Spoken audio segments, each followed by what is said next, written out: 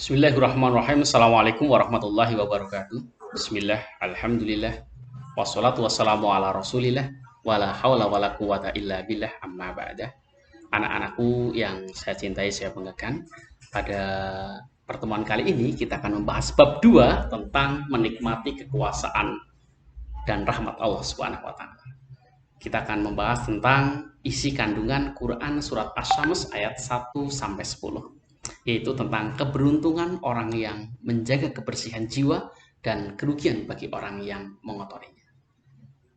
Dalam Quran surat Asy-Syams ayat 1 sampai 10, saya bacakan. A'udzubillahi minasyaitonirrajim. Bismillahirrahmanirrahim. Wasyamsi waduhaha wal qamari idza talaha wan nahari idza jallaha wal laili idza yaghshaha was samaa'i wa ma banaha wal ardi wa ma tahaha wa nafsi wa ma sawwaha fa alhamaha fujuraha wa taqwaha qad aflaha man zakkaha wa qad khaba man dassaha. Al-ayah. Ada dua hal yang tersirat dalam dalam ayat dalam surat Asy-Syams tersebut. Yang pertama menjelaskan tentang 7 fenomena alam yang menakjubkan pada awal surat Asy-Syams, yaitu pada ayat 1 sampai ayat 7, di mana Allah Subhanahu wa taala menunjukkan sebagian dari betapa luar biasa ciptaannya. Ada matahari, ada bulan, siang, malam, langit, bumi, dan jiwa manusia.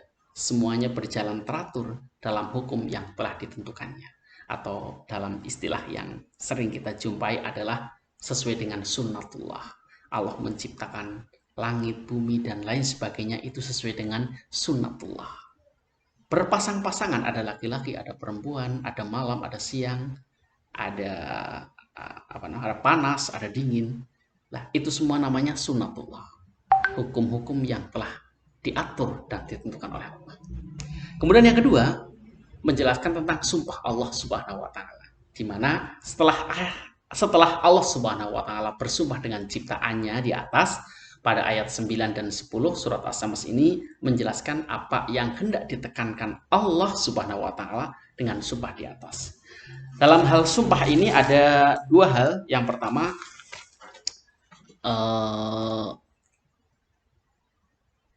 sungguh beruntung dan akan meraih segala apa yang diharapkannya siapa yang menyucikan jiwa dan mengembangkan dirinya.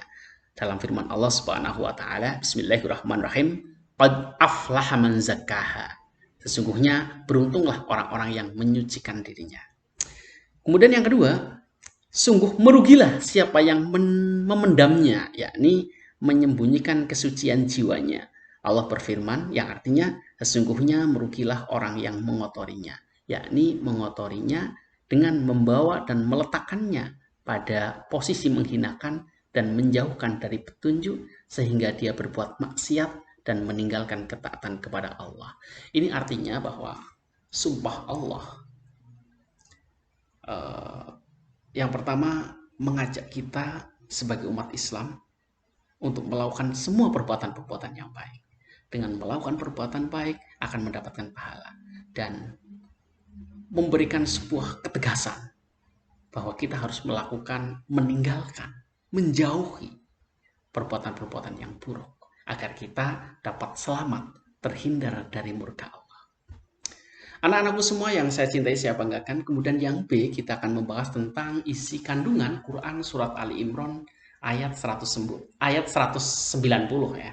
Di mana dalam surat Ali Imran ayat 190 ini menjelaskan tentang tanda-tanda kebesaran Allah. Saya baca, A'udzubillahi minasyaitonirrajim. Bismillahirrahmanirrahim. Inna fi khalqis samawati wal ard wa ikhtilafil laili wan nahar la ayatil liulil albab. Yang artinya sesungguhnya dalam penciptaan langit dan bumi dan silih bergantinya malam dan siang terdapat tanda-tanda bagi orang yang berakal. Quran surat Ali Imran ayat 190. Anak-anakku, dalam surat ini sesungguhnya di dalam penciptaan langit dan bumi dari tidak ada menjadi ada serta tanpa ada contoh sebelumnya Dan di dalam pergantian malam dan siang, serta perbedaan panjang dan pendeknya waktu, benar-benar terdapat tanda atau bukti-bukti nyata bagi orang-orang yang berakal sehat, yang menunjukkan mereka kepada Sang Maha Pencipta alam semesta. Hanya Dia yang berhak disembah. La ilaha illallah. Tidak ada Tuhan kecuali Allah. Kita selalu bersyahadat, asyhadu alla ilaha illallah wa asyhadu anna Muhammadar Rasulullah. Saya bersaksi bahwa tidak ada Tuhan yang berhak disembah kecuali Allah, dan bersaksi bahwa Muhammad adalah utusan Allah. Kemudian yang kedua, Buya Hamka dalam tafsir Al-Azhar menjelaskan melalui surat Ali Imran ayat 190, Allah mengarahkan hambanya untuk merenungkan alam, langit dan bumi. Dia mengarahkan agar hambanya mempergunakan pikirannya dan memperhatikan pergantian antara siang dan malam. Semuanya itu penuh dengan tanda-tanda kebesaran Allah. Semuanya itu penuh dengan tanda-tanda kebesaran Allah Subhanahu wa Ta'ala. Orang yang mampu memahami bahwa penciptaan langit dan bumi serta pergantian siang dan malam merupakan tanda-tanda kekuasaan Allah, mereka itulah yang disebut dengan ulul albab. La ayatil li ulil albab. Selanjutnya anak-anakku yang saya cintai, dan di pembahasan yang terakhir yaitu C tentang isi kandungan hadis riwayat Imam Bukhari dari Abu Hurairah yang menjelaskan tentang rahmat Allah melebihi murkanya. Bismillahirrahmanirrahim. An Abi Hurairah anin Nabi sallallahu alaihi wasallam, qul innallaha lama qadal haqqa. Saya ulangi. Bismillahirrahmanirrahim.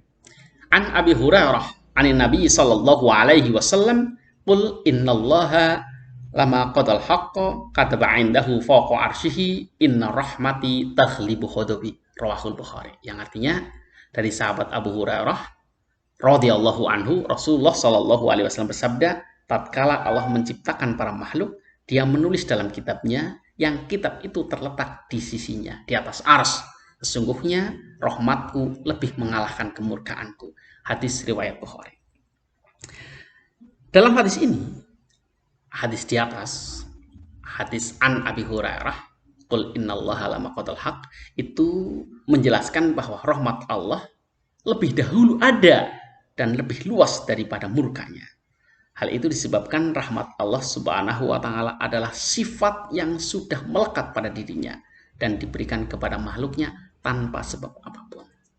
Itulah pentingnya kita mempelajari Al-Quran dan hadis, mengetahui Quran surat Asy-Syams, mengetahui surat Ali Imran, dan mengetahui hadis riwayat Imam Bukhari tentang rahmat Allah, tentang kekuasaan Allah. Dan kita perlu bersyukur, kita perlu beruntung, kita dianugerahi sebuah kenikmatan berupa nikmat Islam, nikmat iman, sehingga kita termasuk menjadi bagian orang yang beruntung.